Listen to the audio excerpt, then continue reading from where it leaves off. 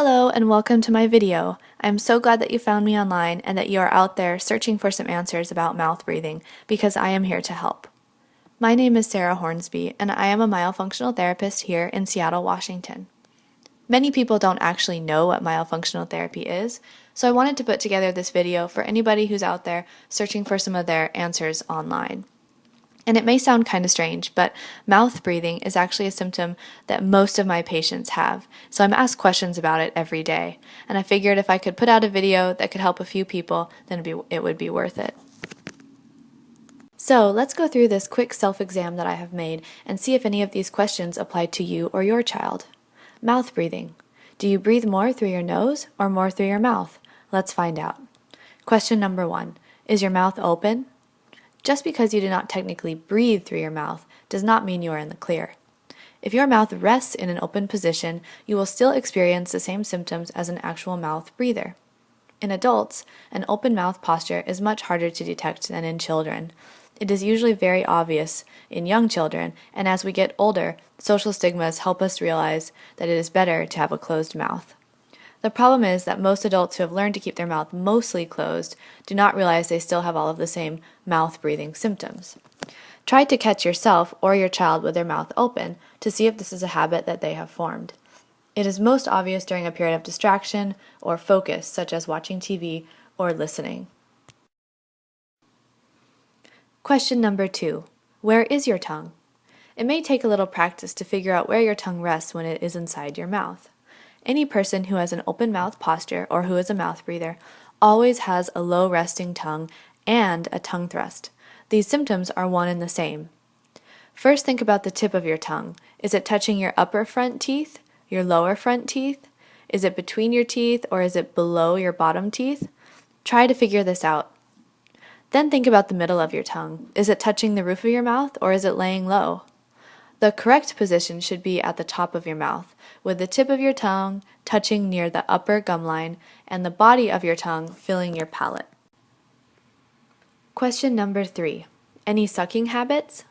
If you are watching this as a parent, does your child currently have a thumb sucking or finger sucking habit? Or did they have this habit but they have now quit?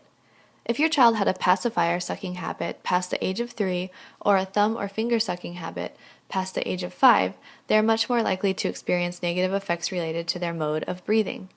If you are watching this as an adult for yourself, think back to your own childhood and see if any of that information about sucking habits applies to you. Question number 4. How is your airway? This is another topic that can relate to current or past health conditions. If you are an adult, an airway problem from your childhood may still be affecting you now, even if you don't remember it. Do you have large tonsils or have you had them removed? Do you experience congestion for any reason at all, or have you in the past? If you are a parent, does your child constantly have a stuffy or runny nose? Anything from allergies, colds, sinus trouble, a deviated septum, or even asthma can make breathing more difficult.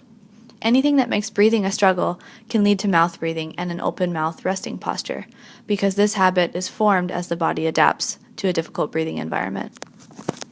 Well, now that I have told you about all of the things that can lead to mouth breathing, it is important for you to know why mouth breathing matters and what you can do about it. The first thing to realize is that an open mouth creates an imbalance between the lips and the tongue. The lips rest open so they do not form a seal, and when the lips are open, the tongue rests forward inside the mouth. In the pictures shown here, all of these children were sent to me by their orthodontist. You can see the spacing between their teeth and between the upper and lower teeth. These gaps are much more difficult for the orthodontist to close when the mouth is open and the tongue is forward. Orthodontists send these children to me before they put braces on, so that the results will be better, the teeth will move faster, and the result will be more stable. The teeth move much slower when the mouth is open, and this makes your child's time in braces last much longer than it should. In these pictures, the teeth all belong to adults. These adults had braces as children, and now their teeth have moved. This time, before they have braces again, they need to fix the problems caused by their open mouth posture and their tongue thrust. The orthodontist sent them to me so that I could help them change the habits and their teeth would stay straight this time. Besides affecting braces, a speech problem can be complicated by mouth breathing. When children have an open mouth posture, it changes the position and the functioning of the tongue muscles. This can interfere with speech sounds and is most commonly heard as a lisp.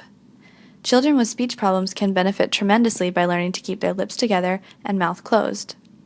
Certain letters, such as T, D, N, and L, can be difficult to pronounce because they require precise muscle control and tongue placement that a child with low facial muscle tone may not have. Other related speech issues may include a general lack of clarity while speaking, mumbling, and voice projection. One of the most noticeable problems caused by an open mouth is the effect it can have on the growth of our facial structures. As children grow, the bones of their faces are actually quite malleable and can be influenced easily by outside sources such as braces.